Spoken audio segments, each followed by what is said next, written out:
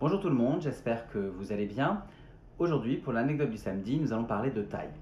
Alors, c'est bien connu, on dit que la taille ne compte pas, mais en réalité, c'est un peu différent lorsqu'on parle billard, et notamment lorsqu'on parle des billards royaux et impériaux de la cour de France. Mais alors, pourquoi est-ce que je vous raconte tout ça aujourd'hui?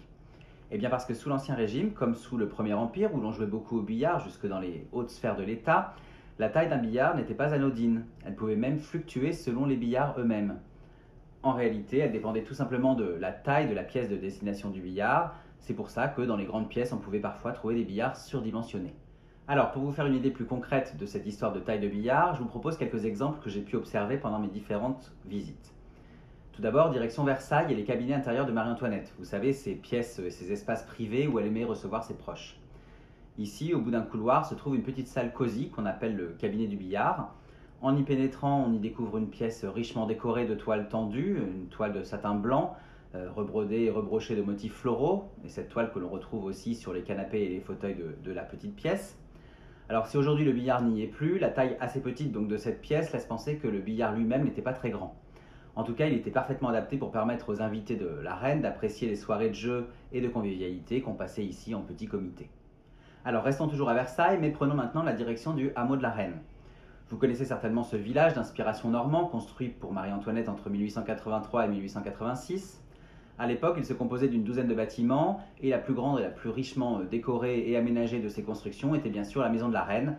Cette maison de la Reine qui se décompose en deux parties distinctes, séparées par une galerie en bois. Dans la partie gauche, au rez-de-chaussée, j'ai pu visiter la salle de billard, parce que effectivement ici, même s'il s'agit de vivre comme à la campagne, la reine ne pouvait pas concevoir sa maison sans un billard pour garantir l'amusement de ses convives. Alors ce billard, justement, nous le découvrons dans cette maison de la reine, dans cette salle du billard, et il est vraiment impressionnant par sa taille. Pour la petite histoire, il s'agit en réalité aujourd'hui d'un des billards de Louis XVI, mais il faut savoir que celui du hameau était similaire, notamment en termes de taille. Finalement, c'est simple, la pièce étant très grande, le billard est donc, lui, surdimensionné. Changeons maintenant de décor et rendons-nous dans les petits appartements de l'impératrice Joséphine au château de Fontainebleau. Le salon jaune, qui est une pièce de réception pour les invités de l'impératrice, ouvre sur une pièce qu'on appelle le salon de billard. Alors au premier abord, ce salon du billard peut surprendre par ses tonalités violettes, puisque dans ce genre de pièce dédiée au jeu, on avait plutôt l'habitude de voir des tons plus foncés. Mais en fait, la surprise ici, elle réside surtout dans le fait qu'on ne trouve pas le billard et qu'on ne le voit pas. Alors en réalité, c'était déjà le cas à l'époque de Joséphine, ne vous inquiétez pas, puisque en fait le billard était uniquement sorti et installé sur demande. Si vous voulez vous rendre compte de la taille du billard de l'époque, ce n'est pas très compliqué. En fait, dans le salon du billard, vous avez une grande banquette contre un mur. Et bien cette très grande banquette, en fait, elle longeait justement le billard qui se trouvait dans la salle. Et quand on regarde la longueur extraordinaire de cette banquette, on peut supposer la taille immense du billard qui l'accompagnait. Vous voyez que là aussi, à grande pièce, grand billard. Alors je poursuis mes exemples et je vous invite maintenant à me suivre au Grand Trianon de Versailles. Nous sommes désormais au XIXe siècle. Le roi des Français Louis-Philippe, qui va régner de 1830 à 1848, va faire de l'ancien salon de musique de Louis XIV un salon du billard. Si vous avez l'occasion d'y aller, vous verrez que le billard que l'on peut encore observer aujourd'hui est vraiment très imposant, mais qu'il s'intègre parfaitement dans les volumes de cette grande pièce qui l'accueille. Enfin, et pour finir, je vous emmène chez Joséphine, la célèbre première épouse de Napoléon, dans son château de Malmaison. Quand vous visitez le rez-de-chaussée de la Malmaison, vous pouvez découvrir une pièce dédiée au billard. Et bien cette salle, sachez-le, elle est consacrée à ce jeu depuis 1703, donc bien avant que Joséphine n'acquiert la Malmaison en 1799.